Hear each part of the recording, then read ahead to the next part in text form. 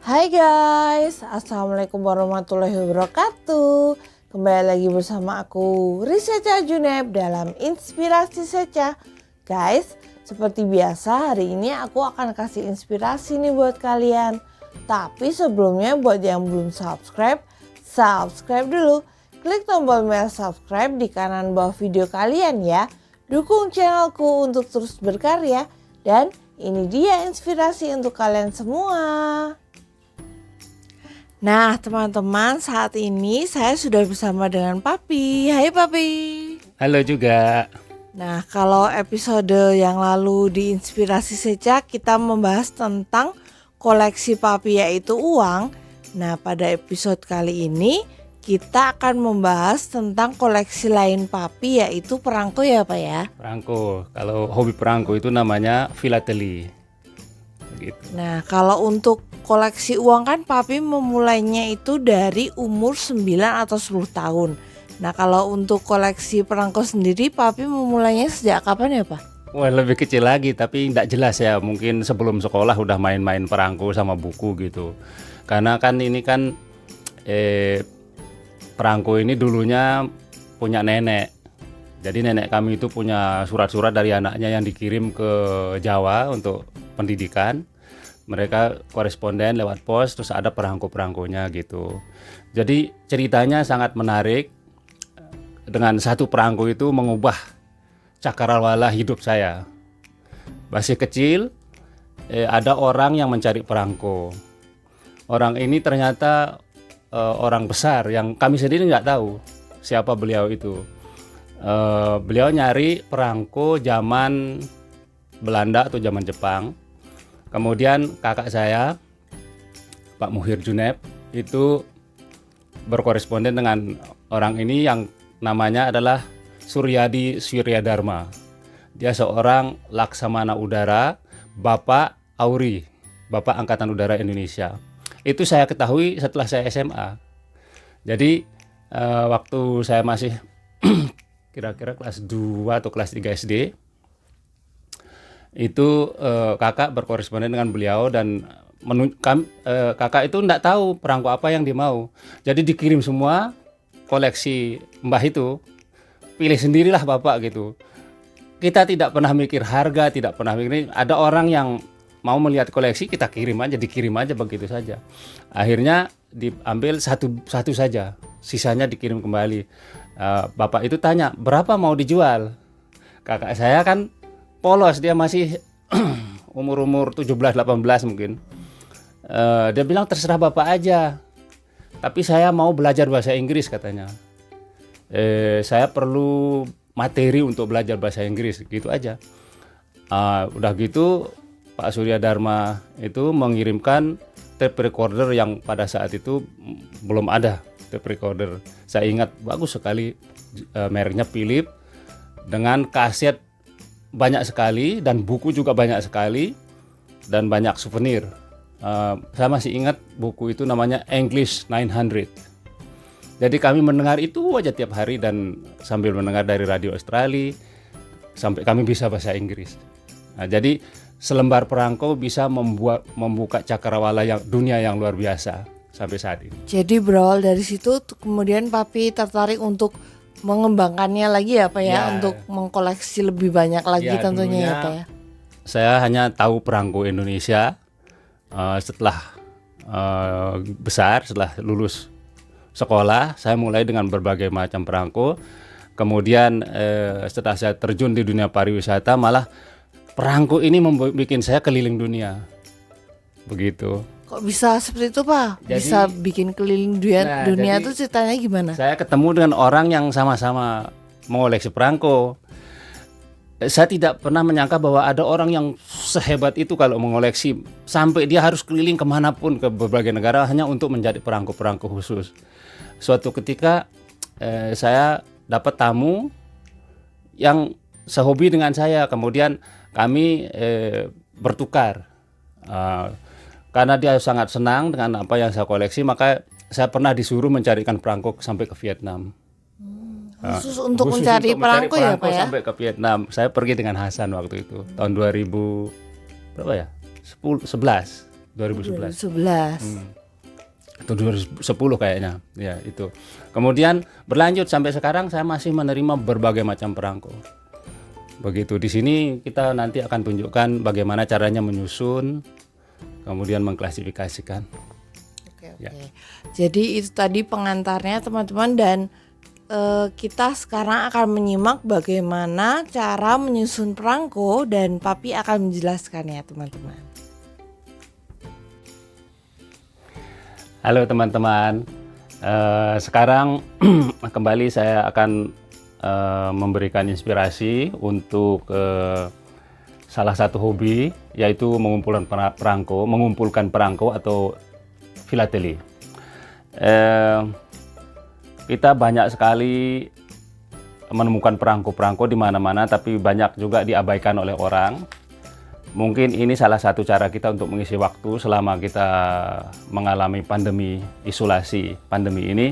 Kita bisa mengumpulkan perangko, mengklasifikasikannya. Kita bisa mulai dengan yang sederhana. Yang kita perlukan adalah album perangko sendiri, atau dengan albumnya kalau bisa. Untuk mencari perangko itu kita bisa ke pasar. Kalau di Jogja itu per biji itu ada yang Rp500, ada yang Rp1.000. Itu bisa dibeli, atau kita bisa minta dari tetangga atau teman-teman kita yang punya perangko yang mereka sendiri tidak membutuhkannya, dari surat-surat lama gitu. Ini contoh paket perangko, isinya 100 biji, 100 lembar perangko dari berbagai dunia dengan tema yang berbeda. Ada juga yang dijual seperti ini. Itu bisa didapat. Kalau di Jogja kita tinggal ambil aja itu di lembar-lembaran yang ada di pinggir jalan di dekat kantor pos, itu harganya murah. Kemudian untuk menyusunnya kita memerlukan album. Ada banyak sekali macam album. Ini adalah album kecil. Ini kecil tapi isinya luar biasa, karena di sini adalah perangko-perangko khusus yang kuno sampai bisa 100 tahun lebih umurnya ini. Ya, jadi sebelum tahun 1900. Ini ada banyak perangko dari Italia dan sebagainya. Ini perangko Indonesia baru, ya. Macam-macam albumnya, ada yang seperti ini ya. Tapi kalau kita tidak punya dan tidak menemukan, karena sekarang jarang, kita bisa pakai buku tulis. Ini adalah buku tulis. Nanti kita tempel sebegitu rupa sehingga perangko itu tidak rusak. Kita kasih titik sedikit saja di tengah atau di pinggir supaya dia bisa menempel seperti ini. Nempel di sini. Kita susun berdasarkan negara atau temanya. Misalnya tema-tema hewan seperti burung atau hewan buas lainnya. Kemudian bunga atau yang bersifat teknologi bisa disusun seperti ini. Jadi cukup dengan buku tulis yang ada di toko. Lebih bagus lagi kalau kita bisa menemukan lembaran seperti ini. Kalau kita punya sedikit perangko, bisa seperti ini. Kita sisipkan beberapa biji, kemudian kita masukkan di dalam kantong. Ini bisa kita bikin seperti ini. Ini bisa ditemukan di toko, file-file seperti ini. Nanti kita masukkan. Setelah penuh kita masukkan dalam kantong-kantong seperti ini sehingga kita punya album. Ini file bisa juga ditemukan di toko. Selain perangko, kita mengoleksi juga yang namanya first day cover. Jadi first day cover itu bisa masuk ke seperti ini. Dia punya album tersendiri. First day cover adalah sampul hari pertama yang terbit untuk memperingati suatu peristiwa penting di setiap negara. Misalnya pada saat pengangkatan Presiden Roh Moo-hyun di Korea Selatan, diterbitkan oleh kantor pos pusat Republik Korea. Ini adalah Presiden Roh Moo-hyun. Di sini ada blok. Ini blok, ini ada sheet perangko. Kemudian first day cover. Jadi seperti ini. Bisa juga kita temukan yang hal seperti ini di kantor pos pusat di kota kita, atau kita pesan lewat kantor pos yang ada di tempat tinggal kita. Perangko-perangko yang tersusun dengan baik bisa bernilai tinggi kalau kita mau komersilkan, tetapi sebenarnya perangko-perangko ini hanya bernilai untuk kita sendiri karena kita memahami bagaimana kita memperolehnya, sejarahnya dan sebagainya. Karena apa? Dari perangko ini kita bisa belajar sejarah dan melihat berbagai macam kejadian, Polexos Hankam maupun seni budaya di sini. Misalnya lukisan-lukisan internasional, kejadian-kejadian penting, baik teknologi maupun yang lainnya. Di antara koleksi yang saya paling senang adalah perangko khusus yang dibuat dengan disepuh perak atau emas. Ini adalah salah satu. Ini adalah perangko yang disepuh perak untuk acara World Cup. Bisa dilihat di sini. Ini adalah sertifikat jaminannya, aslinya. Sertifikat keaslian dikeluarkan di Perancis. Jadi harus ada jaminannya. Nah, perangko seperti ini sangat penting karena dia memuat sejarah atau suatu peristiwa penting internasional. Kemudian saya punya perangko emas. Ada beberapa. Yang terakhir dan yang terbaru ini adalah dalam rangka memperingati 300 tahun kota Saint Petersburg di Rusia. Ini ada sertifikatnya dengan emas, ya, nilainya 25 rubel, tapi ini disepuh emas. Ini adalah kereta kencana yang ada di keraton sana. Nah, ini ada malah sertifikatnya double ini, ya. Ini kemudian khusus untuk kota Petersburg itu, ini ada 3 serinya. Ini juga disepuh emas, ini punya sertifikat. Masing-masing perangko ini harus disertai dengan sertifikat keasliannya. Ini sangat penting. Nanti suatu ketika akan mendapat menentukan harga. Apabila tidak ada sertifikat ini, maka harganya akan berkurang. Saya kira itu yang ada lagi. Ini saya bisa tunjukkan buku.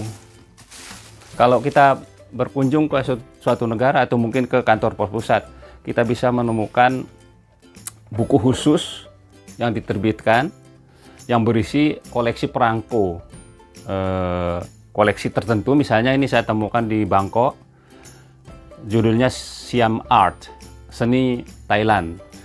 Isinya adalah segala macam pernik menyangkut seni yang ada di negara Thailand. Ini satu buku ini dari kerajaan. Nah, seperti ini adalah rumah. Kemudian pernak-pernik yang ada di sana. Ada gambar dan ada perangkonya. Jadi seperti ini. Ini koleksi ini sangat penting dimiliki oleh para kolektor untuk bisa belajar tentang suatu negara. Nah, jadi kalau kita pergi berkunjung ke negara-negara yang kita suka, misalnya ke Thailand atau Vietnam atau ke Eropa manapun, untuk oleh-oleh kita cari yang kecil-kecil aja seperti ini, tidak berat. Nah, kita cari perangko yang ringan-ringan saja, atau koin atau apalah untuk koleksi. Teman-teman, musuh utama dari koleksi perangko karena dibikin dari kertas adalah kelembapan dan debu. Untuk itu kita memerlukan banyak silika gel, bahan pengering. Kemudian kita harus simpan dengan baik dan rapi seperti ini. Jadi dimasukkan di dalam, selipkan seperti ini, kemudian ditutup. Ini sudah ada plastiknya, lalu dimasukkan dalam kantong dengan silika gel. Kalau tidak punya seperti ini, seperti saya bilang tadi, adalah dengan buku tulis. Cuman Kalau menempelnya tidak boleh ditempel sampai mati, dia hanya sedikit saja, hanya untuk perekat. Sehingga nanti kalau diperlukan bisa diambil atau menyobek kertas ini kemudian kita rendam di air dingin. Jadi kalau Anda menemukan perangko dari amplop surat seperti ini tidak boleh disobek, tapi dimasukkan ke air dingin. Nanti dia lepas sendiri. Air biasa, tidak boleh air panas, dia akan merusak.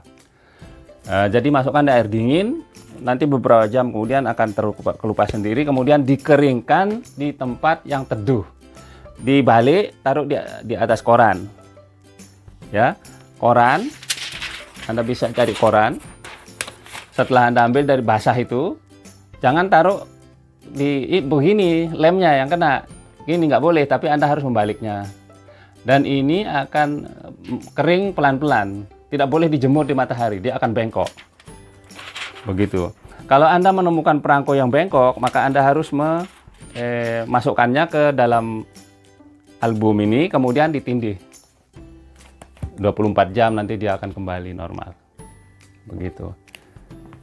Jadi harus menghindari dari lembab dan debu. Bagaimana cara kita menambah koleksi? Yaitu bisa dengan membeli atau bisa bertukar dengan teman-teman yang ada di seluruh dunia atau di Indonesia. Bisa juga kita bergabung dengan kelompok-kelompok filatelis. Misalnya saya ikut kelompok-kelompok filatelis yang di Facebook, ada satu grup namanya Post Crossing. Beberapa bulan yang lalu ada undian dari seorang anggota yang akan memilih seorang pemenang untuk memperoleh perangko sebanyak ini. Lebih dari 100 lembar perangko. Saya ikut dengan hanya menulis negara saja. Di situ tuliskah nama negaramu. Tahu-tahu saya menang dan saya dapat ini. Dikirimkan oleh orang dari Finlandia. Ini bisa menambah koleksi kita, dan di sini ada perangko yang kuno.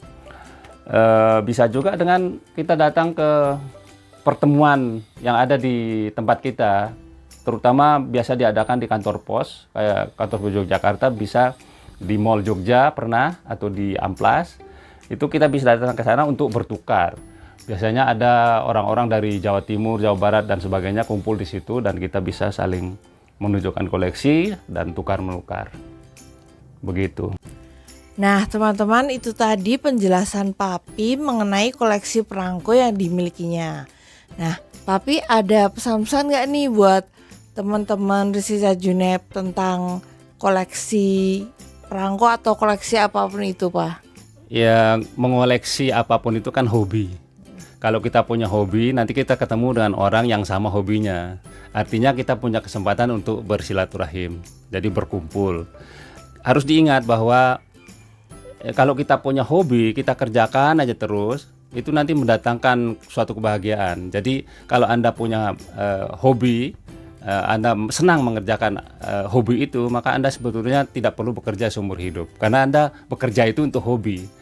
Kemudian hobi ini membuat kita banyak bergaul dengan berbagai macam bangsa. Artinya pintu-pintu rezeki semakin terbuka. Bukankah silaturahmi itu adalah salah satu pintu rezeki? Ya. Seperti itu. Ya. Oke, terima kasih banyak ya Papi sudah menginspirasi kita semua, dan nantinya kita akan ketemu lagi di inspirasi selanjutnya ya Pak ya. Oke, begitulah teman-teman inspirasi untuk hari ini. Kita ketemu lagi di episode selanjutnya. Jangan lupa like, comment, subscribe, dan share YouTube channel Rizieca Junep. Sampai jumpa lagi. Terima kasih. Assalamualaikum warahmatullahi wabarakatuh. Waalaikumsalam warahmatullahi wabarakatuh.